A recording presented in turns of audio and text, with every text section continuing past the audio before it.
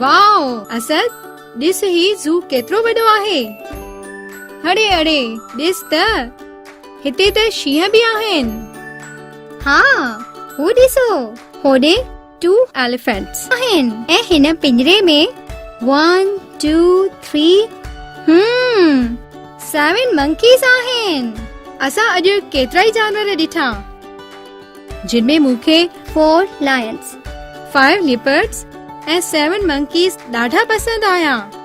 पर मूंखे त सभ खां वधीक हू 10 रंगीन पैरट्स ऐं 2 एलिफेंट्स सुठा लॻा। बिलाल, छा हिननि जानवरनि जो तादाद असां हिन तरह रिकॉर्ड करे सघूं था त हिकु दफ़ो ई ख़बर पइजी वञे त हिते कहिड़े जानवर जो केतिरो तादाद आहे? हाँ बिल्कुल, असां ब्लॉक यानी कॉलम ग्राफ जी मदद सां ही करे सघूं था।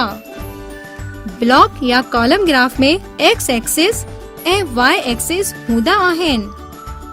एक्स एक्सिस ते असां जानवरनि जा नाला लिखंदासीं ऐं वाई एक्सिस ते उन्हनि जो तादाद। पोइ हर जानवर जे नाले जे मथां उन्हनि जे तादाद जे हिसाब सां बॉक्सिस खे कलर कंदासीं। छो त लायन 4 आहिनि त असां 2 बॉक्सिस खे कलर कंदासीं। अहिड़ी तरह सां 5 लिपर्ड्स, 7 मंकीज़, 10 पैरट्स ऐं 2 एलिफेंट्स खे कलर कंदासीं। असद, हाणे हिन ग्राफ खे ॾिसी ॿुधा त हिते सभ खां वधीक तादाद कहिड़नि जानवरनि जो आहे?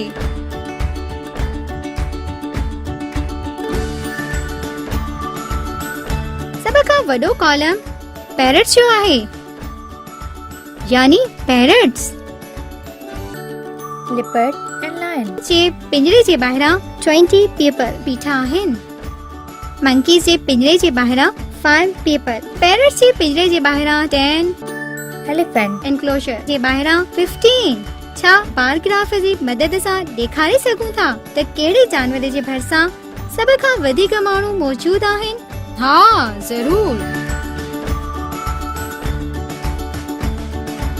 ॾिसो, हिन ग्राफ जे ज़रिए मां ॾेखारे छॾियो त माण्हुनि जो सभ खां वधीक तादाद लायन ऐं लिपर्ड्स जे भरिसां आहे, यानी 20 पीपल। ॾिसो केतिरी रश आहे होॾे। हाणे तूं हिन ग्राफ जी मदद सां मुंहिंजे कुझु ॿियनि सवालनि जा जवाब बि ॾे। लिपर्ड एंड लायन खां पोइ सभ खां घणो माण्हू जो तादाद कहिड़े जानवर जे भरिसां आहे?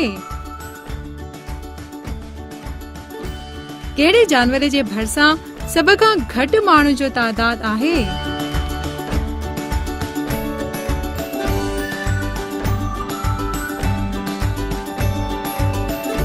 बार ग्राफ जी मदद सां आसानीअ सां ख़बर पइजी सघे थी त दुरुस्त जवाब लिपर्ड्स ऐं लायन खां पोइ सभ खां घणी रश एलिफेंट वटि आहे, यानी 15 पीपल। जॾहिं त मंकीज़ जे भरिसां सभ खां घटि माण्हू मौजूद आहिनि, यानी 5 पीपल।